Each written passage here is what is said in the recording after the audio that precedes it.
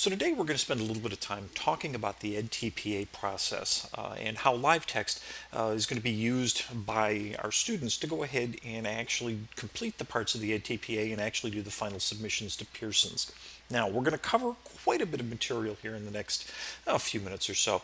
And so before we get started, I want to make sure that you know how you're going to be able to get technical help should you have any problems throughout this process, because we're here to make sure that we can help you out with it. This video is actually being completed as a part of the Technology Oasis, which is a facility in the Learning Center in the College of Education. We're open Monday through Thursdays from 10 a.m. to 6:30 p.m. or on Fridays from 10 a.m. until 4:30.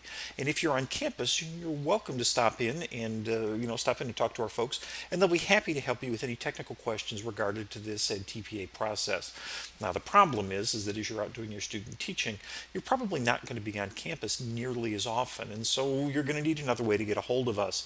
We encourage you to go ahead and give us a call. Our phone number is 815-753-9030, or you can also email us at technologyoasis@niu.edu, and we'll address the phone calls or the emails during our normal office hours. Okay, so having said that, let's actually take a look at what the edTPA is going to look like to you inside of LiveText. What I've done is I've logged into my edTPA course, or into my LiveText, and you're actually seeing that I've got a list of assignments here as a part of my course. Now, you're going to see I've got a goofy course number here. This will actually be associated in all likelihood with your student teaching course number. And when you take a look at the assignments for that course on your dashboard, what you're going to see are a total of 5 assignments. Task 0 is a preliminary assignment. We'll talk a little bit about that one in a minute. Tasks 1, 2, and 3 are actually the individual component pieces of the edTPA broken down. The edTPA is actually a 3-step process, and task 1, 2, and 3 is actually an individual assignment, if you will, to complete each one of those pieces. Task 4 is actually the final submission of your edTPA work, and it basically will require you to turn back in all of the work that you've already done for these first 3 tasks. Okay. Now, a couple of things are important here before I go any further. You're going to notice out on the right hand side that there are due dates associated with each one of these tasks. I cannot stress to you enough the importance of these due dates. These due dates are absolutely hard and fast, and there are no exceptions to these due date time windows. Assignments must be turned in by the due date. Okay. The assignment due date that is probably the most critical will be this very final due date that's associated with task number 4. As you do task number 4, what you're going to be doing is you're going to be taking the work that you've already done for the first 3 tasks and then actually submitting it to an external body called Pearson's. Pearson's will accept absolutely no assignment that is late. It is Pearson's recommendation that work be submitted to them 5 to 7 days prior to the due date. That allows you to take care of any computer problems that you have. It will address any network slowdowns. It'll address any technical issues that you could possibly have. So their recommendation is to turn, I'll list a due date here, for you to turn in those assignments 5 to 7 days prior to that due date. Okay, I know that's different. I know a lot of undergrads, I was an undergrad too, and I would always take things right to the very last minute, but they really, really, really strongly discourage you from doing that. And I would encourage you, take a look at the due dates on your assignment. Yours are going to be different than my assignments here that I'm using in this video, but make sure that you look at those due dates and make sure that you're turning your work in early. Okay. All right. Now, what I'm going to do is I'm going to start with task number 1. I'll come back to task 0, but I want to show you kind of the flavor of what these assignments are going to look like. All right, so I'm going to go ahead. I'm going to wander into task number 1 here, and just like with all LiveText assignments, I'm going to go ahead and I'm going to begin my assignment. The assignment details for these particular assignments are really important because there's a lot of information here that you're going to need. All right, let's talk about some of these individual documents. For task 1, 2, and 3, you will see a couple of PDF files that are identified by edTPA, and one of them is a handbook and the other one is an errata file.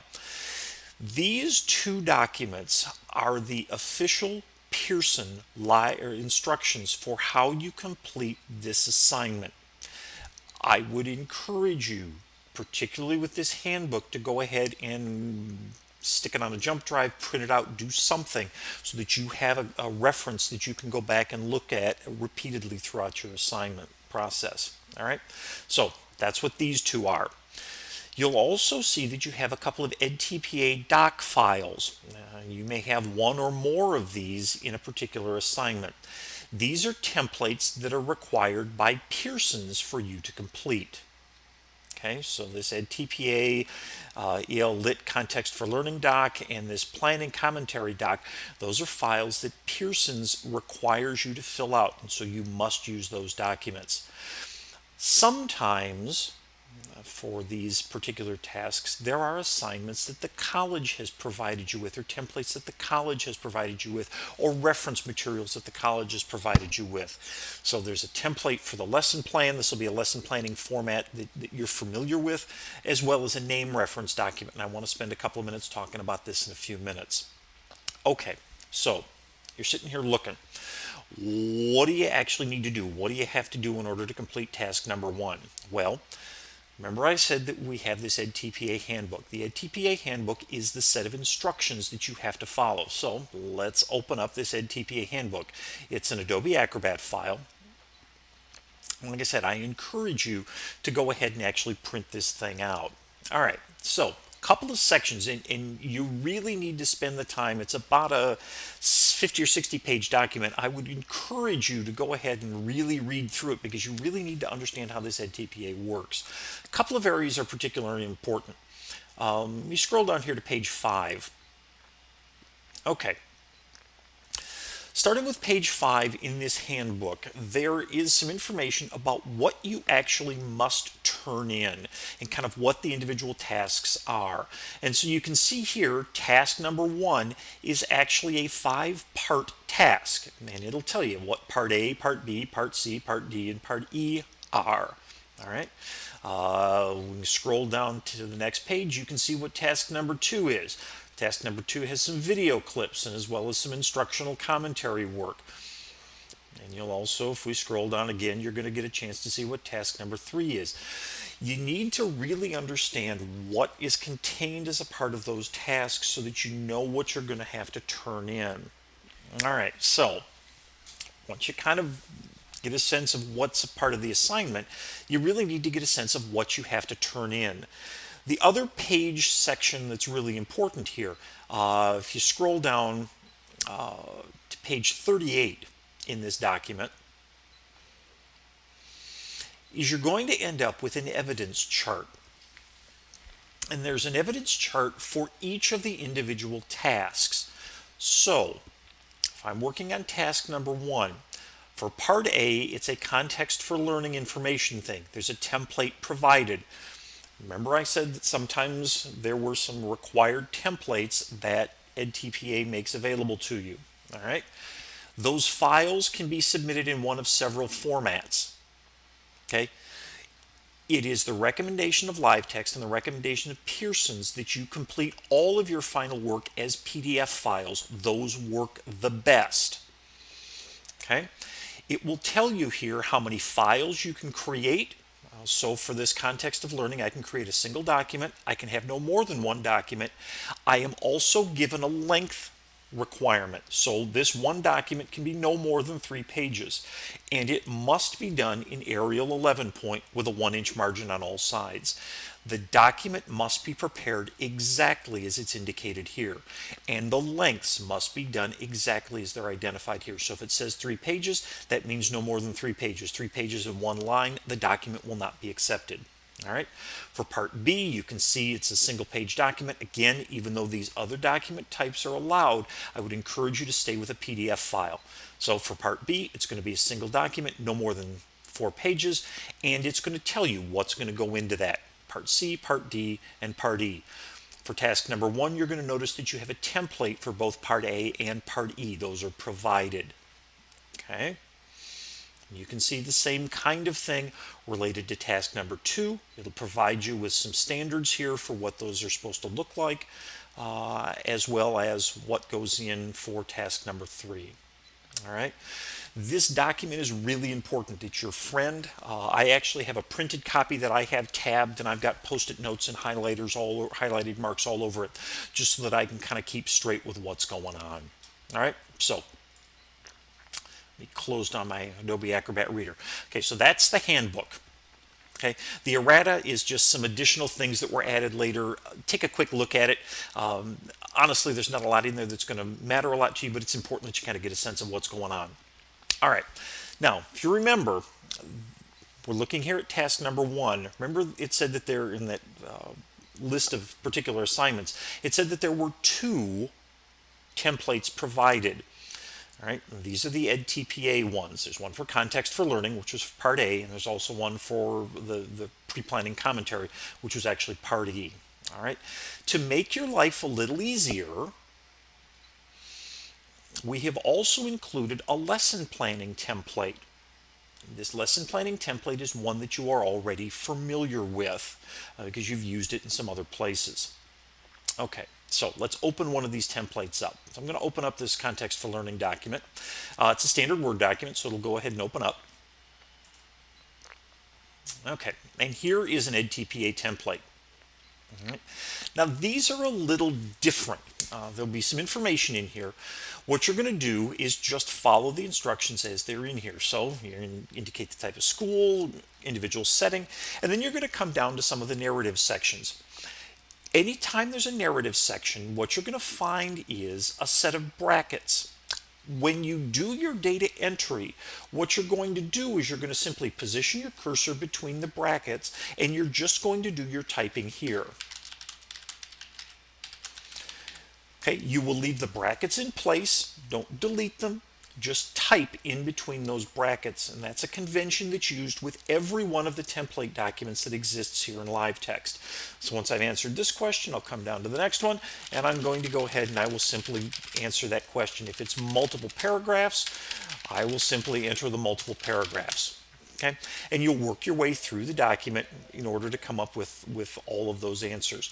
As we start to get in here, again, be some information that's put into a table, and you simply drop here into the individual cells of the table to go ahead and type that out. Once you're done, you're going to go ahead and you will simply save your file out someplace where you can find it. I'm going to go ahead and I'm just going to put mine out on the desktop and drop that in place.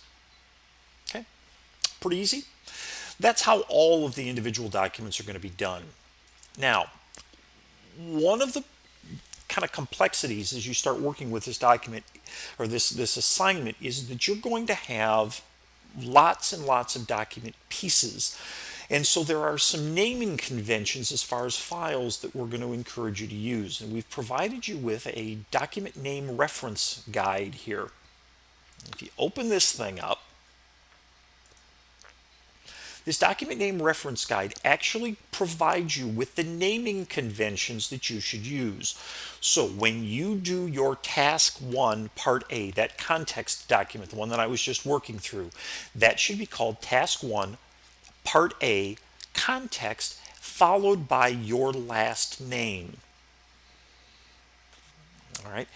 The value of this is going to be really evident when you turn in the final piece of this assignment. All right. So it'll be task 1 part A, context Jones, task, whatever.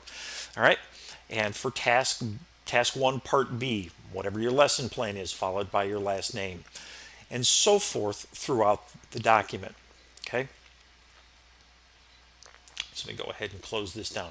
So you're going to need to have this document handy before you complete your individual context of learning. So when I get ready to do my planning commentary, I will want to refer to my document name reference to see what the files are actually supposed to be called. Okay? All right. So that's how all of these pieces are going to work.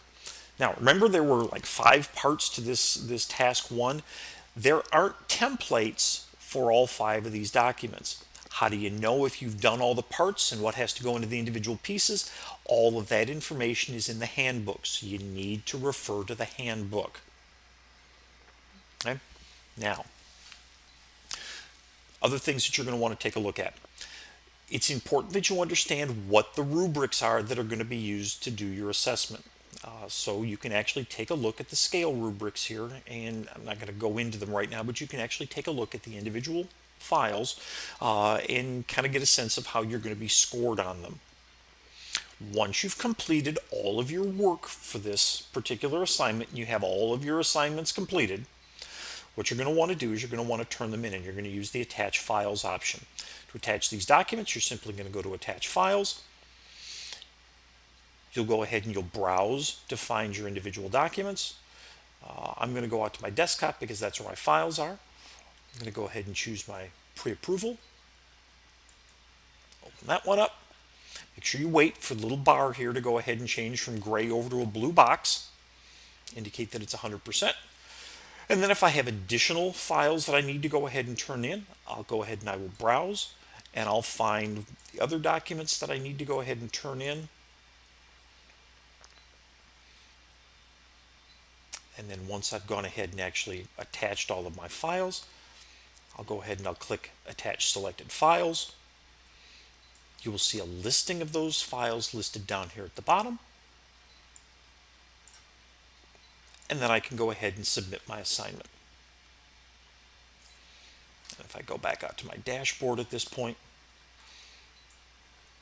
I'll be able to see that I have just completed task number 1.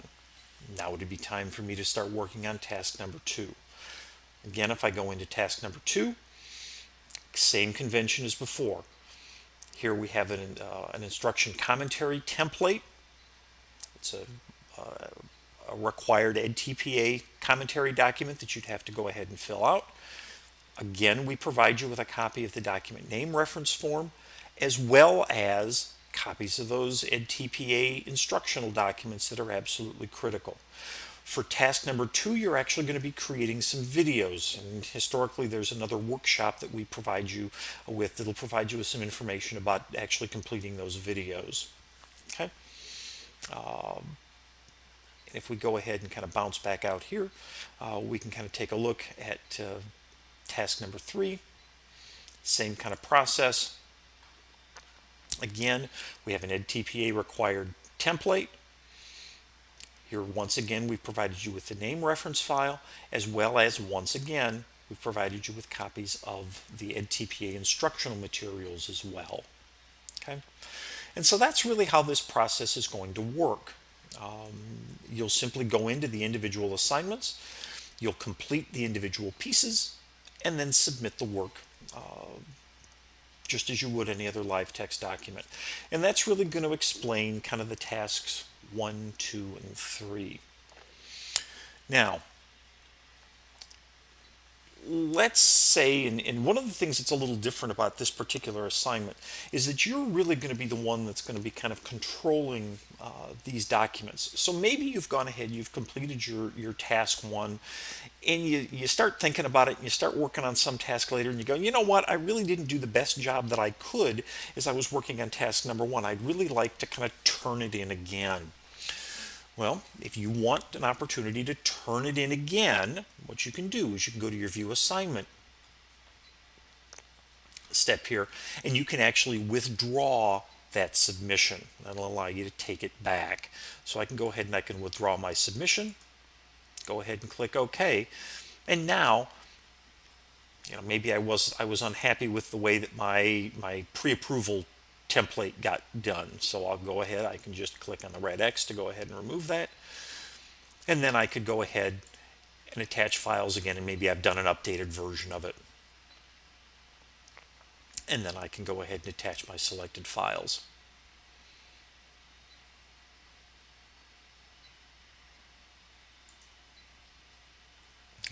And then I could once again resubmit that assignment.